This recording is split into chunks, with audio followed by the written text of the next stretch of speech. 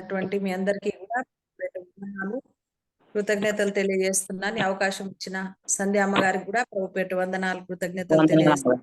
వందనాలండి. లేఖన భాగంలో నుంచి కొన్ని విషయాలను మనము ధ్యానం చేసుకుందాం. ఈరోజు కీర్తనలు 71వ కీర్తన 20వ వచనాన్ని చదువుదాం.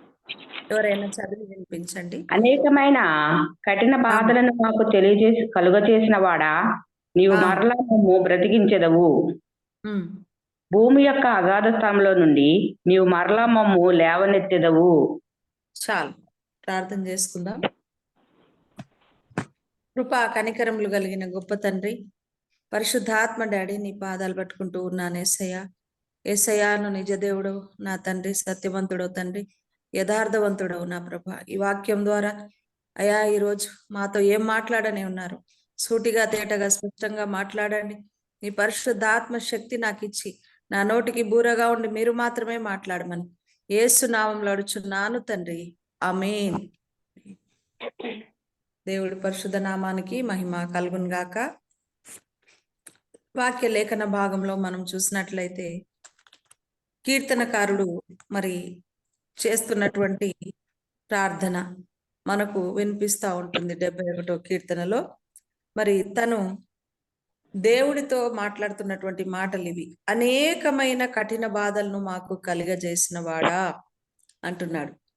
అంటే దేవుణ్ణే అడుగుతున్నాడు సూటిగా, దేవుణ్ణి ప్రశ్నిస్తున్నాడు. దేవుడికి ఒక పేరును అక్కడ ఆయన పెట్టినట్టుగా మనం చూస్తున్నాం. ఏమని పెట్టినాడంటే కఠినమైన బాధలు కలగజేసిన వాడా అంటున్నాడు. టైటిల్ పెట్టేశాడు, బాధలు కలగజేసేవాడని. దేవుడికి స్తోత్రము కలుగును గాక. నిజంగా దేవుడు బాధలు చేయడం ఎందుకు అంటే మన జీవితంలో మనల్ని మరి మంచి ఆహారంగా తయారు చేయడానికి ప్రభు మనల్ని శ్రమలు, బాధలు కొన్ని అనుమతిస్తూ ఉంటాడు. కొన్ని రకాలుగా మన జీవితంలో అనుమతిస్తూ ఉంటాడు. అనుమతించినప్పుడు మనం వాటిలో జయము పొందుతామా లేదా, జయంగా నిలబడతామా లేదా అనేటటువంటి విషయం మీద దేవుడు మనల్ని పరీక్షిస్తూ ఉంటాడు అన్నట్టు. అయితే ఇక్కడ కఠినమైన బాధలు మాకు కలుగజేసిన వాడా, నీవు మరలా మమ్మల్ని బ్రతికించదవు అన్నాడు. చూడండి, విశ్వాసంతో పలికినాడు. కింద ఉన్నమాట, నీవు మరలా మమ్మల్ని బ్రతికించదవు. ఎన్ని బాధలు వచ్చినా ప్రభా, ఎన్ని శ్రమలు వచ్చినా, ఎన్ని ఆటంకాలు మా జీవితాల్లో వచ్చినా కూడా మరలా నువ్వు మమ్మల్ని బ్రతికిస్తావు. అవును, బ్రతికించేటటువంటి దేవుడు, మన ప్రాణాలు తీసేటటువంటి దేవుడు కాదు శ్రమ ద్వారా, కానీ మనల్ని బ్రతికించడానికి, మనల్ని నిలబెట్టుకోవడానికి నానా రకాల ప్రయత్నాలు చేసే దేవుడు అండి యేసుక్రీస్తు ప్రభువారు. నిజంగా మనం చూసినట్లయితే భూమి యొక్క అగాధమైన స్థలములలో నుండి నీవు మరలా మమ్మల్ని లేవనెత్తదవు. నీ స్థితి గాని, నీ పరిస్థితి గాని అట్టడుగు స్థాయిలోకి వెళ్ళిపోయినా కూడా మరలా లేవనెత్తు దేవుడు అని దావీదు పలుకుతున్నాడు. అంటే తన స్వయంగా అనుభవపూర్వకంగా తను కలిగినటువంటి శ్రమలలో, తనకున్న ఇబ్బందులలో తను ఎప్పుడు కూడా దేవుణ్ణి వదిలిపెట్టలేదండి. దేవునికి మరి ఎప్పుడు వెన్నంటు పెట్టుకొని, దేవుణ్ణి అంటు పెట్టుకొని ఉన్నాడు గనుక దేవుడు ఏది చేసినా తన జీవితంలో ఆయనకు మేలుగానే, నా కొరకు నాకు మేలే అని చెప్పి మరి అతను భావించినాడు. కాబట్టి ఈ మాటలు చెప్పగలుగుతున్నాడు. నీవు మరలా మమ్మల్ని పైకెత్తగలవు, మరలా పైకి లేవనెత్తగలవు. చాలా మంది అంటూ ఉంటారు, క్రైస్తవులు కూడా అంటారు. ఏమంటారంటే, అయ్యో ఇంత దీనస్థితికి వచ్చేసారు కదా, ఇంత దరిద్రతలోకి వచ్చేసారు కదా, మళ్ళీ తిరిగి నీ స్థితి నీకు రావాలంటే ఎంత కష్టము, పడిపోయినటువంటి మరి జీవితాలు మళ్ళీ సరికావాలంటే ఎంత కష్టం అని మనల్ని అనేకులు నిరాశపరుస్తుంటారు కొన్ని శ్రమలు వచ్చినప్పుడు, కష్టాలు వచ్చినప్పుడు.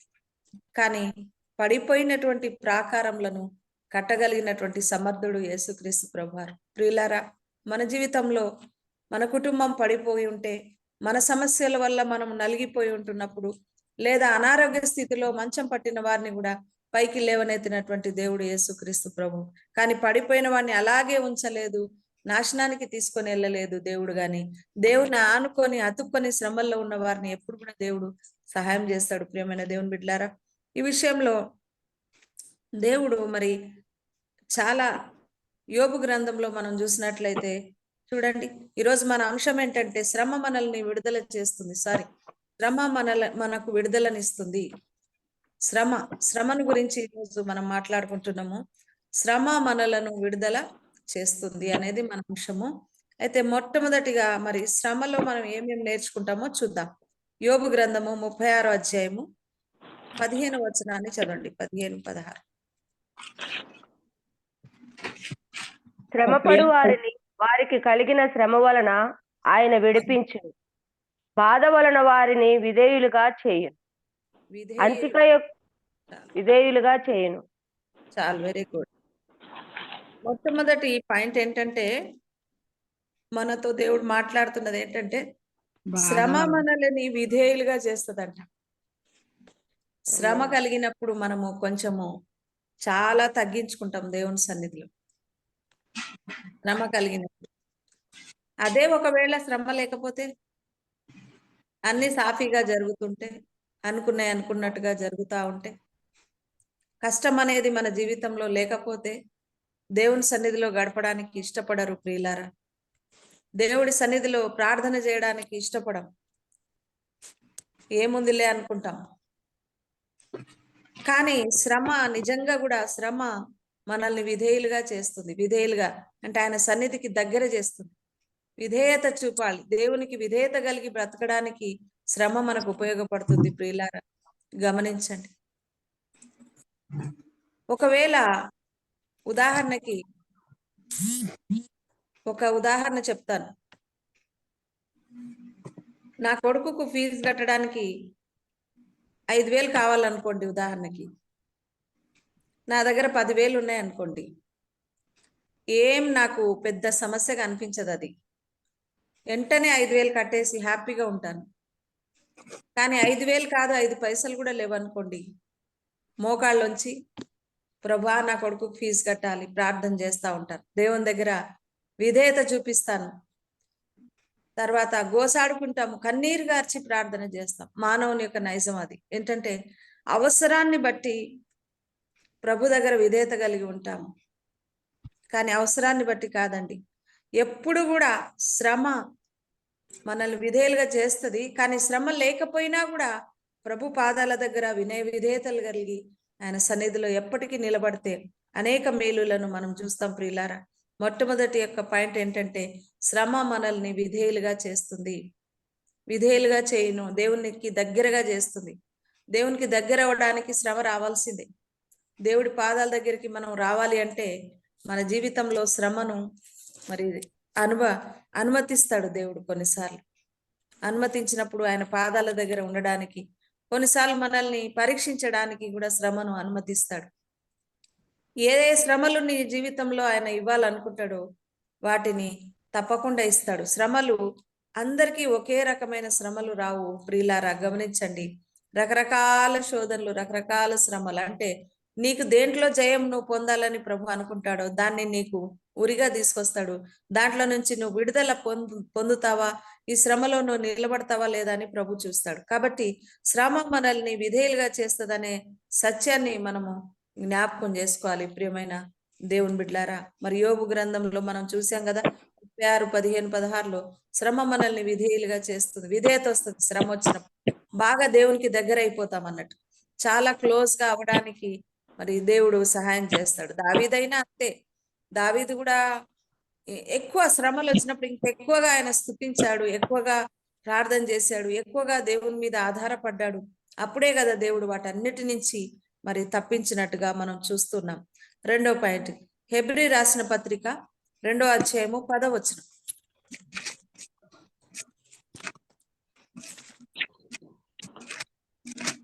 చూడండి. ఎవని నిమిత్తము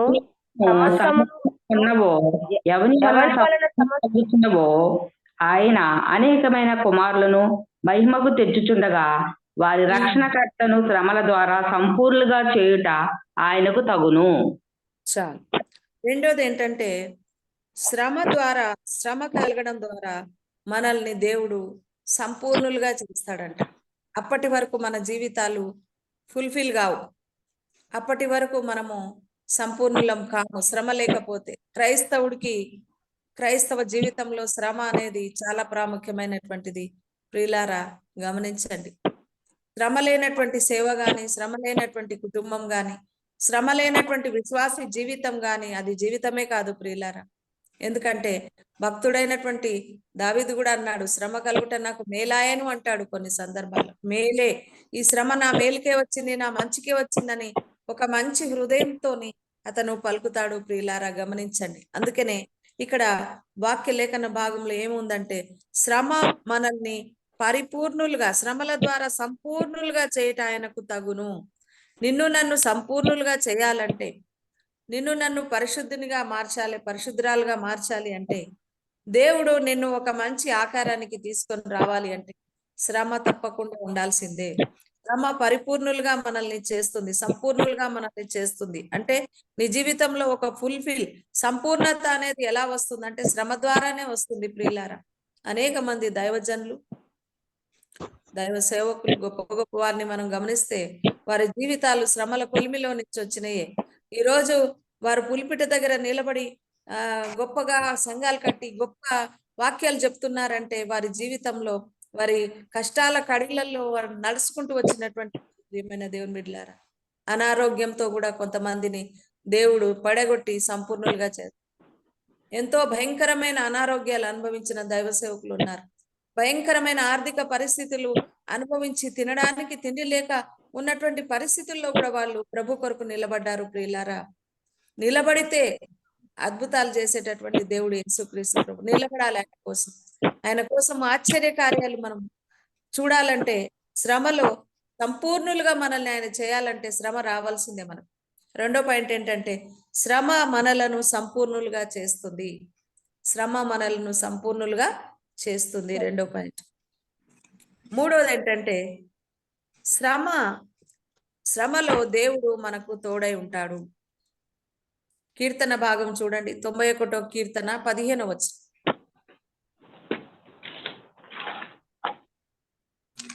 అతడు నా నామం ఎరిగినవాడు గనుక నేను అతని గణపతిని. అతడు నాకు మొర్రపెట్టగా నేను అతనికి ఉత్తరం ఇచ్చేదను. శ్రమలో నేను అతనికి తోడై ఉండేదను. ఎస్, చూడండి ప్రియులారా గమనించండి. శ్రమలో నేను అతనికి తోడై ఉండేదను అన్నాడు.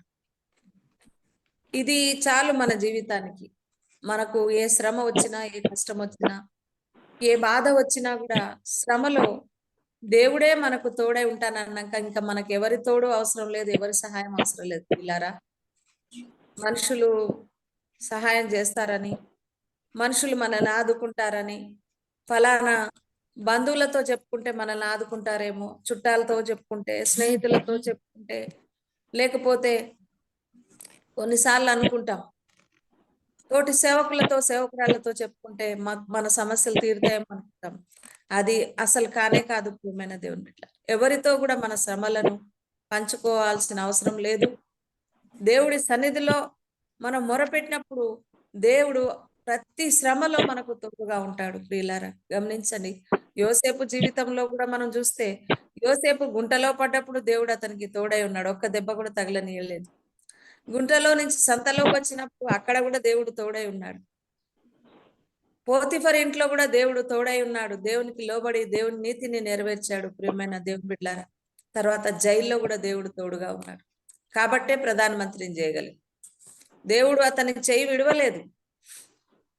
ఎంతమంది అతని మీద నిందలు వేసినా కూడా, అవమానాల పాలు చేసినా కూడా దేవుడు మాత్రము చేయి విడవలేదు. ప్రియులారా, మన జీవితంలో కూడా కొన్నిసార్లు శ్రమలు రాగానే మనల్ని నిందించే వాళ్ళు ఉంటారు, హింసించే వాళ్ళు ఉంటారు, మాటల ద్వారా మనల్ని తక్కువ చూపు చూసే వాళ్ళు ఉంటారు. కానీ మన ప్రభు మనల్ని ఎత్తుకునేటటువంటి దేవుడండి. తన కృప చాలా ఉన్నతమైనటువంటిది. అందుకనే శ్రమలో దేవుడు మనకు తోడై ఉంటాడు. అందుకే దావీదు అంటాడు 124వ కీర్తన చూడండి, 2వ వచనం అనుకుంటా.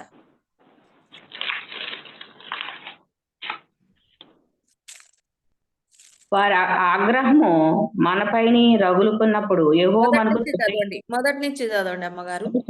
మనుషులు మన మీదికి లేచినప్పుడు యెహోవా మనకు తోడై ఉన్నాడని ఎడల, వారి ఆగ్రహము మనపైని రగులుకున్నప్పుడు యెహోవా మనకు తోడై ఉండని ఎడల వారు మనలను ప్రాణముతోనే మృంగివేసిందురు.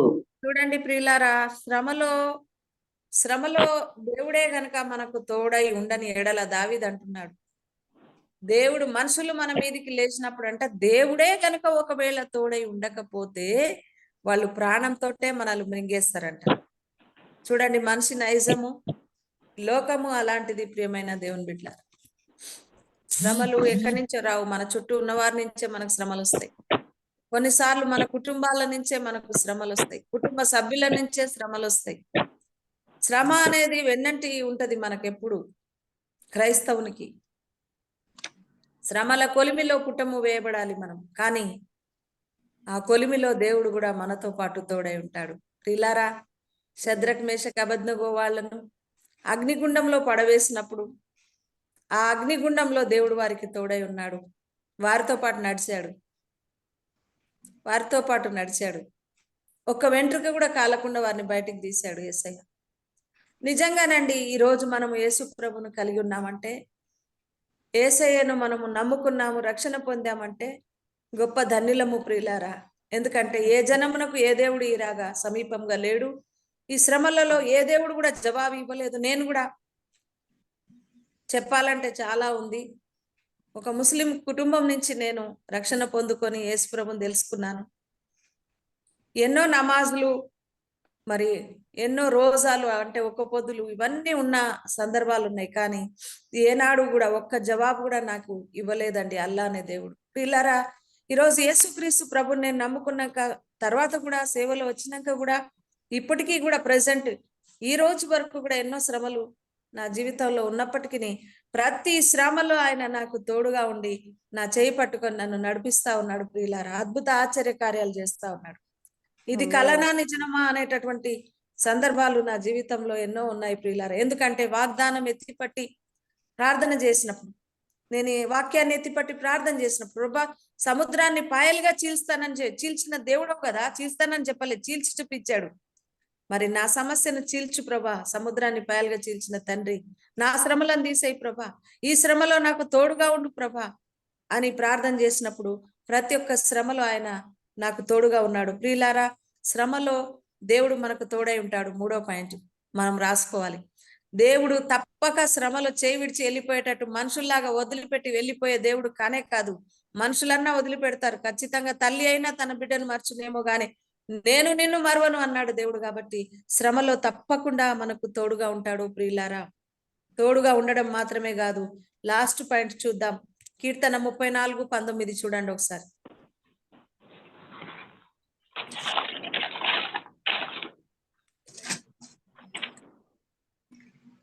యెహోవా దృష్టి ఆపదలు యెహోవా దృష్టి ఆపదలు అనేకములు, అవి వాటన్నిటిలో యెహోవా మనల్ని విడిపిస్తాడు. Very good. లాస్ట్ పాయింట్ ఏంటంటే శ్రమలన్నిట్లో నుండి దేవుడు మనల్ని విడిపిస్తాడు, విడిపించి మనల్ని గొప్ప చేస్తాడు. ప్రియులారా, గమనించండి, శ్రమలు వచ్చి ఎప్పుడు అట్లనే ఉండవు. మన జీవితంలో శ్రమలు ఒకవేళ దేవుడు అనుమతించిన, దురాత్మ సాతాన్గాడు మన జీవితంలో ఉచ్చులో బిగించినా కూడా, ఒకవేళ వాడి వలలో మనం పడ్డా కూడా వేట కాని ఊరిలో నుంచి తప్పించేటటువంటి దేవుడు యేసుక్రీస్తు ప్రభు. అదే వలలో మనం చిక్కుకొని ఉండం ఎప్పటికీ కూడా. మన ప్రార్థనలు, మన యొక్క మరి జీవితం, భక్తి జీవితము మనల్ని పైకి తీసుకొస్తుంది. మన ఉరి తెంపబడుతుంది, మనం విడుదల అవుతాము. ప్రియమైన దేవుని బిడ్డలారా, వాక్యాలు చూపించాలంటే చాలా అద్భుతమైన ముత్యాలు లాంటి వాక్యాలు దావీదు కీర్తనలో అన్నిట్లో ఉన్నాయి. శ్రమను గురించి అనేకమైన వాక్యాలు ఉన్నాయి. ఎంతో మంది దైవ సేవకురాళ్ళు, అనుభవజ్ఞులైనటువంటి వారు ఈ జూమ్ యాప్ లో ఉన్నారు ఇప్పుడు. కానీ దేవుడు మనందరికీ ఒకటే పాఠం నేర్పిస్తున్నాడు. శ్రమలో నుండి దేవుడు తప్పక మనల్ని విడుదల చేస్తాడు. ఒక శ్రమ వచ్చిందంటే దాని వెనకాల అనేకమైన ఆశీర్వాదాలు, అనేకమైన విడుదల మనకు సమీపించిందని మనం అర్థం చేసుకోవాలి. ప్రియమైన దేవుని బిడ్డలారా, అందుకనే శ్రమలన్నిట్లో నుంచి దేవుడు మనల్ని విడిపిస్తాడని ఉంది అక్కడ. నీతిమంతునికి కలుగు ఆపదలు అనేకము. ఎవడికొస్తాయి ఆపదలు, ఎవడికొస్తాయి శ్రమలంటే నీతిగా బ్రతికినోడికే, దేవుని కొరకు నిలబడ్డోడికే, దేవునిలో పరిపూర్ణులు చేయడానికి నిన్ను నన్ను శ్రమలు అనుమతిస్తాడు. పనికి రాకుండా విశ్వాసంలో ఏదో పైగా ఉన్నవాడికి శ్రమలు ఏముండవు. ప్రియులారా, గమనించండి, విశ్వాసంలో లోతు పారి వేరు పారి ప్రభు కొరకు నేను బతకాలే రోషంగా అన్నవాడికి తప్పకుండా శ్రమలు ఉంటాయి. యోబు భక్తిమంతుడు కాదా? యెహోవాయందు భయభక్తులు గలవాడు కాదా? యథార్థవంతనుడు కాదా? యోబు గ్రంథం 1వ అధ్యాయం 1వ వచనంలోనే ఆయన క్వాలిఫికేషన్, ఆయనకున్న అర్హతలన్నీ రాయబడి ఉన్నాయి ప్రియులారా. కానీ చాలా భక్తుడు, చాలా యథార్థవంతుడు, చెడుతనంను విసర్జించిన వ్యక్తి అయినప్పటికీ శ్రమను అనుమతించాడు దేవుడు. ప్రియులారా, మన జీవితంలో చెడ్డ వాళ్ళకి శ్రమలు వస్తాయని ఎవరన్నా అంటే అది రాంగ్ అని చెప్పండి వాక్య ప్రకారంగా. ఎందుకంటే శ్రమలు ఎవరికి వస్తాయంటే నీతిమంతులకు, యథార్థంగా బ్రతకాలి అని అనుకున్న వాళ్ళకి తప్పక శోధన ఉంటది. ఆ శోధన అపవాదిగాడు తీసుకొచ్చిస్తాడు. కొన్నిసార్లు దేవుడే పరీక్షిస్తాడు. ఏది చేసినా ఆయనే బయటికి తీస్తాడు. సొల్యూషన్ ఆయన లాస్ట్ కు ఒక డైరెక్టర్ గా మన జీవితంలో ఏం జరగబోతుందో అని ఒక సమస్య వచ్చినప్పుడు మనము పోరాడుతూ ఉంటాము, బాధపడతా కుమిలిపోతా ఉంటాం. కానీ లాస్ట్ కు మరి క్లైమాక్స్ ఆయన చేతిలో ఉంది ప్రియులారా, గమనించండి. అందుకనే విడుదల మనకు సమీపిస్తుంది. శ్రమలలో మనకు విడుదలనిచ్చేటటువంటి దేవుడు, శ్రమలు మనకు ఎంతగానో ఆశీర్వాదకరంగా చేసేటటువంటి దేవుడు. అందుకే ప్రియులారా, కృంగిపోవద్దు. శ్రమలు వచ్చినప్పుడు బాధ కలుగుతుంది మానవులం గనుక. దైవ సేవకురాలుగా నేను కూడా చెప్తూ ఉన్నాను, అనేక సార్లు నన్ను తీసుకుపో ప్రభు అని ప్రార్థన చేస్తుంటాను. కొన్నిసార్లు శ్రమలు వచ్చినప్పుడు నాకు అంత బాధ అనిపిస్తుంది. కానీ ప్రభు తీసుకుపోడు. ప్రభు మనల్ని చంపడానికి తీసుకురాలేదు రక్షణలోకి, మనల్ని అన్ని విధాలుగా ఆదుకోవడానికి ప్రభు ముందుంటున్నాడు. ప్రియమైన దేవుని బిడ్డలారా, అజ్ఞానంతో కొన్నిసార్లు ఏదో దేవుణ్ణి చాలా చిన్న చేసి దేవుడు ఏం చేయలేడు అన్నట్టుగా ప్రార్థన చేసినట్టుగా అనిపిస్తుంది. నేను ఎంత అజ్ఞానంతో చేశాను అనిపిస్తుంది కొన్నిసార్లు. కానీ ప్రభు మనల్ని ఎంతో ఉన్నతంగా చూస్తున్నాడు ఆయన బిడ్డలుగా, ప్రియులారా. కాబట్టి శ్రమలన్నిట్లో నుండి దేవుడు మనల్ని తప్పక విడిపిస్తాడు. విడుదల మనకు వస్తుంది. మరి ఈ రోజు మన అంశము శ్రమ మనల్ని విడుదల చేస్తుందనే అంశం మీద దేవుడు మనతో మాట్లాడాడు. మరి 4 పాయింట్స్ నేను చెప్పాను. 4 పాయింట్స్ లో మొట్టమొదటిది చెప్తారమ్మా?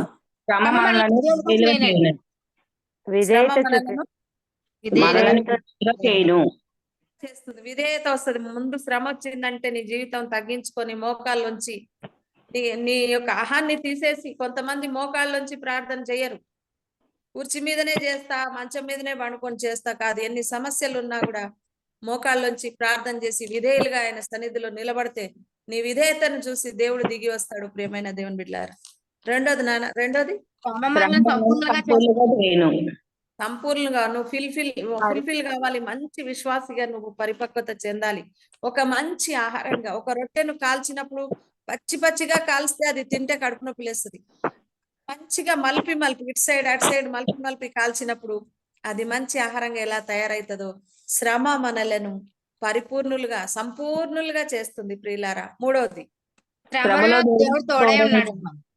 దేవుడు తోడై ఉన్నాడన్న సత్యాన్ని మర్చిపోవద్దు. అదే కదా, పాటలు పాడతాం కదా మనం, అగ్నిలో ఉన్నను నేను కాలిపోలేదయ్యా, జలములలో వెళ్ళినా నేను మునిగిపోలేదయ్యా, నీది పావురము మనసయ్యా యేసయ్యా, పావురము మనసయ్యా, నీది ప్రేమించే మనసయ్యా యేసయ్యా, ప్రేమించే మనసయ్యా. చూడండి, ఇప్పుడు చరణం పాడుతుంది అనుకోకండి, నాకు మనస్ఫూర్తిగా దేవుణ్ణి స్తుతించాలనిపించింది. ఎందుకంటే శ్రమలో దేవుడు మనకు తోడై ఉంటాడు. అగ్నిలో ఉన్నా కూడా మనం కాలిపోకుండా ఆయన సహాయం చేసిన దేవుడు. ప్రియులారా, జ్ఞాపకం చేసుకోండి. 4వ అంశం, విడిపిస్తాడు. విడుదల ఆయన చేతిలోనే ఉంది. ఈ సత్యాన్ని మనం గమనించాలి. ప్రియమైన దేవుని బిడ్డ, ఈ 4 అంశాలు మనందరి జీవితాల్లో దేవుడు నెరవేర్చును గాక. ఆమేన్. అందరికి వందనాలండి. చక్కటి వాక్యం వివరించిన అమ్మగారికి వందనాలండి. వాస్తవంగా చక్కగా మరి శ్రమలో మనకు దేవుడు విధేయత చూపుతాడని, శ్రమల్లో మనకు సంపూర్ణంగా ఉంటాడని, మరి శ్రమల్లో మనకు తోడై ఉంటాడని, శ్రమలన్నింటిలో నుండి మనం విడిపిస్తాడని మరి కొన్ని అంశాలు చెప్పారు అమ్మగారు. చాలా వందనాలండి, చక్కగా వివరించారు. మరి వారికి వివరించిన అమ్మగారికి వందనాలండి. ప్రార్థన చేసుకుందాం. వాక్య నిమిత్తం మన మధ్యన ఉన్న గ్రేస్ అమ్మ గారు ప్రార్థన చేస్తారండి. అమ్మ గ్రేస్ వందనాలు. వందనాలండి. వందనాలు. అమ్మ ప్రైజ్ లార్డ్ అమ్మ. పాస్టర్ అమ్మ గారికి వందనాలమ్మా.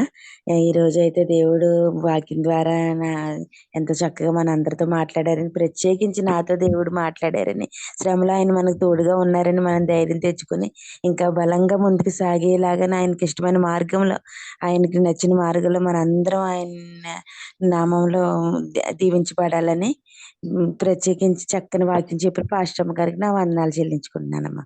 Praise lord. ప్రైజ్. వందనాలు అమ్మగారు. వందనాలండి. గ్రేస్ అమ్మ వందనాలండి. గారు, సత్యనారాయణ గారు, సత్యనారాయణ గారు, గ్రేస్ ఓకే, అమ్మ గ్రేస్ గారు ఉన్నారు కదమ్మా. గ్రేస్ అమ్మ గారు పిలుస్తున్నానండి. మైకు ఆపలో పెట్టేసుకున్నారు. గ్రేస్ అమ్మ గారు, సరే ఎట్రా బాబు. చాలా చక్కగా మరి అన్నదిన ఆహారం మాకు ఇస్తూ ఉన్నారు. వందనాలు అమ్మగారు, మీకు ప్రత్యేకమైన వందనాలు. మొన్నటి వారం అయితే మరి కాళ్ళు జారకుండా కాపాడే దేవుడు అని అంశం చెప్పారు. అలాగే ఈ వారం కూడా చక్కని వర్తమానం అందించారు 4 అంశాలతోటి. చాలా వందనాలు అమ్మగారు. వాక్యం నిమిత్తం ప్రార్థన చేసుకుందాం. మహాపరిశుద్ధుడు నా రాజు యేసయ్య, మీ వందనాలు, స్తోత్రాలు తండ్రి. మీ ఘనమైన నామానికి స్తుతులు స్తోత్రాలు చెల్లించుకున్నాం ప్రభువా. అయ్యా ఇదిగో తండ్రి నా రాజు యేసయ్య, మీకు వందనాలు. అయ్యా ఉదయం నుంచి తండ్రి నాయన నిన్ను స్తుతించి గణపరచడానికి మాకు ఇచ్చిన గొప్ప భాగ్యాన్ని బట్టి నాయన ఇదిగో తండ్రి మీకు వందనాలు, స్తోత్రాలు చెల్లించుకుంటున్నాం ప్రభువా. మేము చేస్తున్న ప్రార్థనలన్నిటిని కూడా తండ్రి నాయన మీరు ఆలకిస్తున్నారని మేము నమ్ముచూ ఉన్నామయ్యా. మేము చేసిన ప్రతి ప్రార్థన ఆలకించి నాయన ఇదిగో తండ్రి నాయన ప్రతి ప్రార్థనకి జవాబు దయచేయమని ప్రార్థన చేస్తూ ఉన్నాం. అలాగే తండ్రి నా రాజేశయ్య పాటల్లో తోడుగున్నారు. అలాగే చక్కని నాయన ప్రభు ఆరాధనలో తోడుగున్నారు. మీకు వందనాలు, స్తోత్రాలు తండ్రి నాయన. చేస్తున్న ప్రతి ప్రార్థనని నాయన ప్రభు తోడుగా ఉండి నడిపించారు. మీకు వందనాలు. అలాగే తండ్రి నా రాజేశయ్య పరిశుద్ధ ఆత్మదేవ చక్కని వర్తమానం అందించారు తండ్రి. మీకు వందనాలు తండ్రి నాయన. ఇదిగో తండ్రి నాయన వాక్యం ద్వారాగా మాతో మాట్లాడారు. అయ్యా ఇదిగో తండ్రి శ్రమల్లో కూడా తప్పించే దేవుడు తండ్రి. అయ్యా ఇదిగో శ్రమల్లో తండ్రి నాయన ఏ విధమైన నాయన శ్రమలు ఉన్నాయో తండ్రి, ఏ శ్రమలు ఉన్నా సరే తండ్రి నాయన నాయన శ్రమల్లోంచి నాయన ఆ బంధకారం నుంచి విడిపించే దేవుడు తండ్రి. మీకు వందనాలు. అయ్యా తండ్రి నా రాజు యేసయ్య ఆయన దీవించండి, ఆశీర్వదించండి. వాక్యము ద్వారాగా తండ్రి నాయన మేమందరము బలపడాలి ప్రభువా. నాయన ఇదిగో తండ్రి నా రాజు యేసయ్య వాక్యము విని వెళ్ళి వారము కాకుండా తండ్రి అయ్యా వాక్యానుసారంగా మేమందరము జీవించడానికి సహాయం చేయండి తండ్రి. ఈ జూమ్ కాల్లో ఉన్నటువంటి ప్రతి ఒక్క బిడ్డ కూడా ఆశీర్వదించబడాలయ్యా. అయ్యా తండ్రి నాయన వాక్యము ద్వారాగా తండ్రి నాయన మాట ద్వారాగా తండ్రి నాయన మాట ద్వారాగా కాదుకుండా తండ్రి వాక్యము ద్వారాగా మేమందరము జీవించడానికి సహాయం చేయండి తండ్రి. అయ్యా ఇదిగో తండ్రి నా రాజు యేసయ్య వాక్యములో ఆయన చెప్పిన నాయన మరి సఫియా గారు నాయన పాస్టమ్మ గారిని దీవించండి, ఆశీర్వదించండి తండ్రి. అయ్యా ఇదిగో తండ్రి నా రాజు యేసయ్య చక్కని వర్తమానం అందిస్తూ ఉన్నారయ్యా. అయ్యా వారం వారం వచ్చి నాయన అయ్యా తండ్రి నా రాజు యేసయ్య అనుదిన ఆహారం మాకు అందిస్తూ ఉన్నారు. అయ్యా తండ్రి నా రాజు యేసయ్య పరిశుద్ధాత్మ దేవ దీవించండి, ఆశీర్వదించండి. ఆమె కుటుంబాన్ని దీవించండి, ఆశీర్వదించండి. వర్షమ్మ గారికి చక్కని పరిచర్ని దీవించండి. ఆయన చేస్తున్న పరిచర్ని దీవించండి. విశ్వాసులు దీవించండి ప్రభువా. మీకు వందనాలు, స్తోత్రాలు తండ్రి నాయన. ఇంకో తండ్రి నా రాజు యేసయ్య సంఘము కట్టుకోవాలని ఆశపడుతూ ఉన్నారయ్యా. మంచి స్థలాన్ని చూపించండి అయ్యా. ఇదిగో తండ్రి నా రాజు యేసయ్య నా స్థలంలో తండ్రి నాయన మరి తండ్రి నాయన మంచి స్థలాన్ని దయచేసి నాయన అక్కడ చక్కని నాయన చర్చి నిర్మాణం జరిగే విధానాన్ని దయచేయమని ప్రార్థన చేస్తున్నామయ్యా. అయ్యా తండ్రి నా రాజు యేసయ్య మీకే వందనాలు, స్తోత్రాలు తండ్రి నాయన. ఇదిగో తండ్రి నా రాజు యేసయ్య పరిశుద్ధాత్మ దేవ నాయన ఇంకో అనేకమైన సమస్యలతో బాధపడుతున్న వారి కొరకు, అలాగే తండ్రి నా రాజు యేసయ్య అనారోగ్యంతో బాధపడుతున్న వారి కొరకు అందరికి పేరు పేరున నాయన ఆయన దీవించి ఆశీర్వదించి సంపూర్ణమైన ఆరోగ్యము, శక్తిని, బలాన్ని దయచేయమని ఈ చిన్న ప్రార్థన మీ పాదాలకు చేర్చుకోమని యేసు పరిశుద్ధ నామములో అడిగి వేడుకుంటున్నాను తండ్రి. ఆమేన్. ఆమేన్. స్తోత్రం స్తోత్రం స్తోత్రం. ప్రార్థన చేసినట్టు బాబు గారికి వందనాలండి. వందనాలండి. ఎవరికన్నా ప్రార్థన అవసరతలు ఉంటే చెప్పండి అమ్మా. పాస్టమ్ గారు ముగింపు ప్రార్థన చేసి ఆశీర్వాదం ఇచ్చేస్తారు. ప్రార్థన అవసరతలు ఉన్నాయమ్మా ఎవరికన్నా? చెప్తుందండి మా అమ్మకి. అమ్మ ప్రైజ్లాటమ్మా. విషయంలో తిరుగుతున్నారండి. పని విషయం కొరకు హైదరాబాద్ వచ్చామమ్మా. ఆయన పనులు అయ్యి ఇలాగ ఈసారి ప్రత్యేకించి ప్రార్థన చేయమని. ఆ కాగితాల విషయం అమ్మ జిరాక్స్ ద్వారా రిజిస్ట్రేషన్ అయ్యేలాగా కొంచెం జ్ఞాపకం చేసుకోమని ఈ చిన్న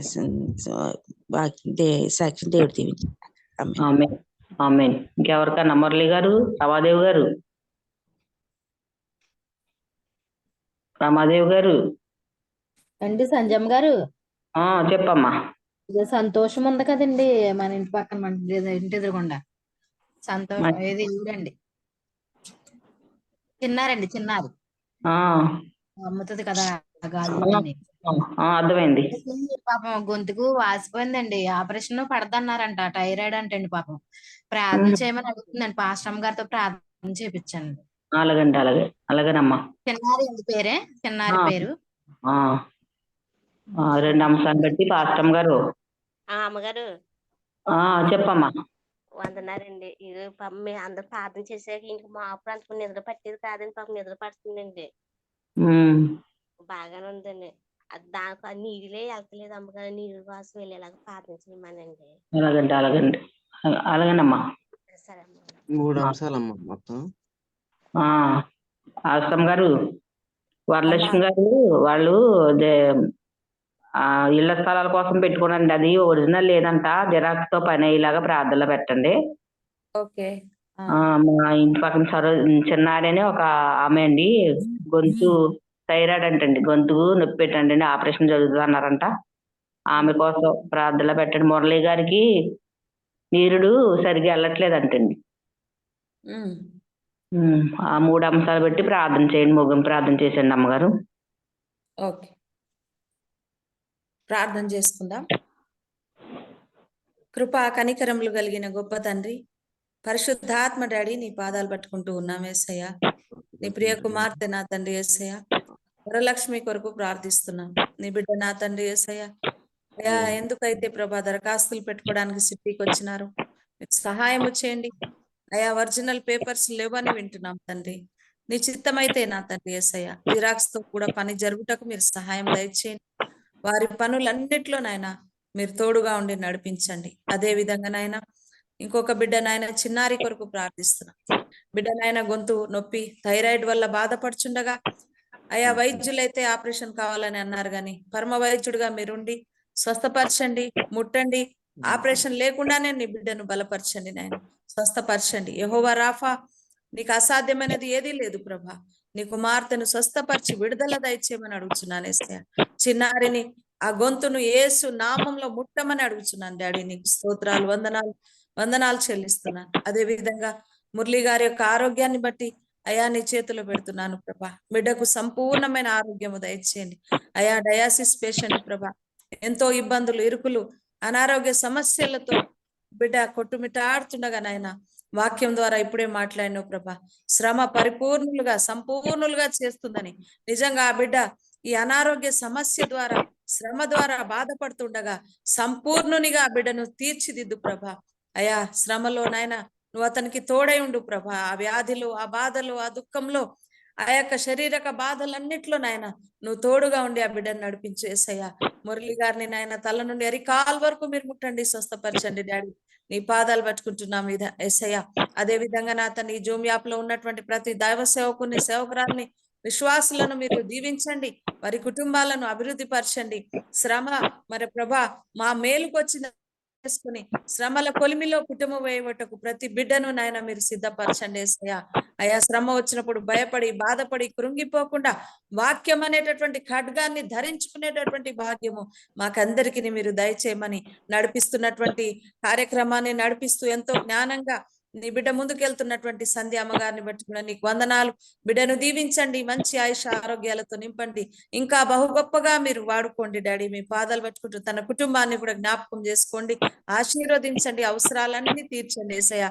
నీ పాదాల చెంత మా కుటుంబాలు, మా సమస్యలు అయా మా జీవితాలు నాయన నీ పాదాలకు సమర్పిస్తూ ఈ ఉదయకాల సమయంలో మా ప్రార్థన విజ్ఞాపనలన్నీ నీ సన్నిధికి ధూపం వల్ల చేరినాయని జవాబు అనుగ్రహించినావని నమ్ముచు నా ప్రభునతి పరిశుద్ధుడు నైనా యేసు క్రీస్తు నామములో అడుచున్నాను తండ్రి.